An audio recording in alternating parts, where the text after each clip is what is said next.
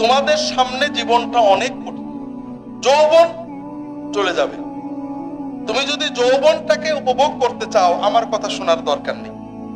কিন্তু যৌবন এবং জীবন 40 পর্যন্ত নয়, 90 পর্যন্ত যদি উপভোগ করতে চাও এবং জীবনের পরে সে অনন্ত জীবন উপভোগ করতে চাও, তাহলে আমার কথাটা একটু শোনো। তোমার যে এখন উল্লাস, ছলতা, উচ্ছ্বাস, এটা 40-এর আগেই শেষ হয়ে যাবে।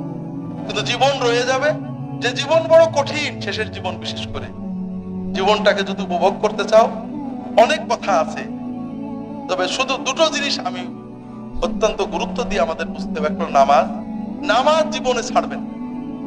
তুমি গানের মাজলিসে ছিলে, ক্রিকেট খেলা দেখছিলে, সিনেমা হলে ছিলে, যেখানেই থাকো না কেন, যত গোনা করো না কেন, তওবা করবে, ভালো হতে চেষ্টা করবে, কিন্তু নামাজ ছাড়বে না। ওই সিনেমা হল থেকে বেরিয়ে নামাজ পড়ে যাওয়া ছিল, নামাজ করছে।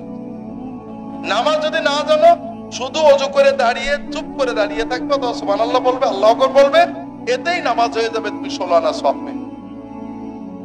পাশাপাশি নামাজ শিখতে থাকবে, এই শেখাটা ত্বরান্বিত করবে।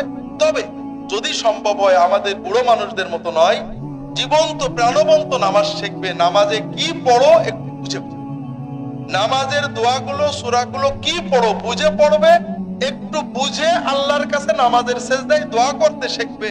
ইনশাআল্লাহ এই নামাজ তোমাকে আজীবন আমরণ আল্লাহর সাথে জুড়ে রাখবে। তোমার জীবনে কোনো বিপদ দাঁড়াবে না, মরণ পর্যন্ত আল্লাহ তোমাকে বরকতময় রাখবেন। মরণের পরের জীবন ইনশাআল্লাহ তাআলা আল্লাহর ওলিদের সাথে নসিব হয়ে যাবে। আর দ্বিতীয় হলো, অশ্লীলতা এবং মাদকতার কাছেও যাবে না, এটা থেকে ভয়ঙ্কর ভাবে দূরে থাকবে।